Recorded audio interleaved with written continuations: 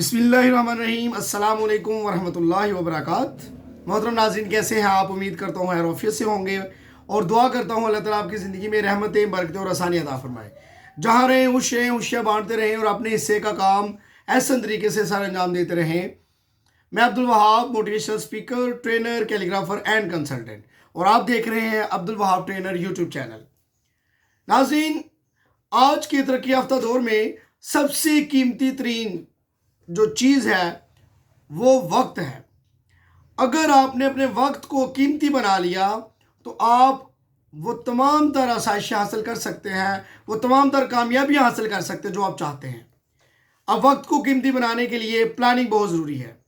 आप सबको मुबारक हो, रमज़ानुल मुबारक बस आना चाहता है और चंद दिन बाकी हैं। मैंने सोचा आप लोगों के साथ रमज़ान मुबारक को वेलकम कहें और साथ कुछ 3 काम ऐसे बताऊं जो रमज़ान में करने हैं या नहीं करने, और अगर करने हैं तो कैसे, और अगर नहीं करने तो कितने नहीं करने और कैसे नहीं करने हमने। तो उस हवाले से रमज़ान को सबसे पहले प्लान कीजिए, और कुछ काम हकूकुल्लाह हैं और कुछ काम हकूकुल इबाद के हवाले से। हकूकुल्लाह में आपको पता है कि आप इबादत कीजिए और भरपूर कीजिए। इबादत से आपको जो रूहानी ताजगी और रूहानी सुकून मिलता है, यकीनन वो हमारी जो बॉडी और की 3 चीज़ें हैं जिसको हमें जिस पर काम करना चाहिए। एक हमारा ब्रेन है, एक फिज़िकल है और एक स्पिरिचुअल है। तो इन थॉट्स के ऊपर हमें काम करना है जी। तो हमें क्या करना है? हमें ये करना है कि हम रमज़ान मुबारक में 3 काम ऐसे हैं जो हम सीख लें या उसको समझ लें। सबसे पहला काम कि आप लोगों ने रमज़ान मुबारक में ज़्यादा नहीं खाना।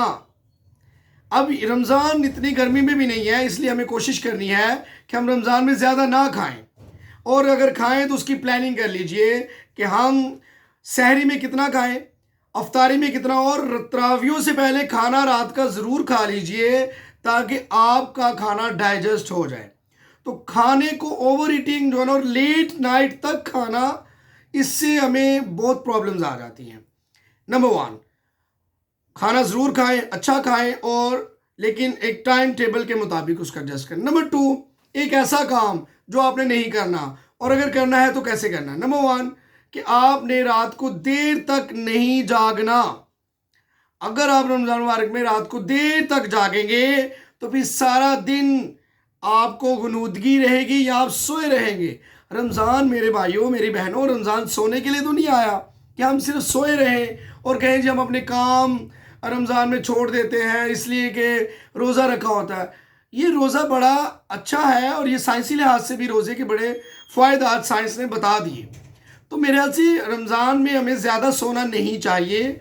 हमें वो काम, अपनी एक्टिविटीज़ को प्लान कर लेना चाहिए और अपने वक्त को कीमती बना लेना चाहिए। आप देखिए, दुनिया के सारे शोबे काम करते हैं, लेकिन सिर्फ और सिर्फ एजुकेशन के साथ वो डिपार्टमेंट है जो दूसरे डिपार्टमेंट एजुकेशन के साथ जुड़े हैं, जो ज़्यादा आसानी, सुस्ती, और वो समझते हैं कि हमें ज़्यादा रोज़ा ज़्यादा फील हो रहा है। तो बच्चों को तो ये चले समझ आती, बड़ों भी इसी एक्टिविटी में शामिल हो जाते हैं। तो सोना कम से कम करें और अपनी डाइट प्लान अच्छा करें। और तीसरा और आखिरी काम जो आपको मैं जल्दी से बताता चलूँ, और वो है रमज़ानुल मुबारक में आप किसी भी शोबा से ताल्लुक़ रखते हैं, कोई भी काम करते हैं, कोई भी आपकी ज़िम्मेदारी है, आप कोशिश कीजिए आसानियाँ बांटिए। आसानी जितनी बांटेंगे अल्लाह आपकी ज़िंदगी में आसानियाँ पैदा करेगा। और आइए अल्लाह से दुआ करते अल्लाह ताला हम सबको रमज़ान मुबारक की कदर करने की तौफीक अता फरमाए। नमाज़ों का बिलखुसूस फ़र्ज़ नमाज़ों का एहतमाम ज़रूर किया करें, बाजमात किया करें, ख़वातीन घर में ज़रूर करें, और कुरान हानी जितनी हो सके। और दुआ में याद रखिएगा, अल्लाह ताला हम सबका हामी नासिर। पाकिस्तान जिंदाबाद।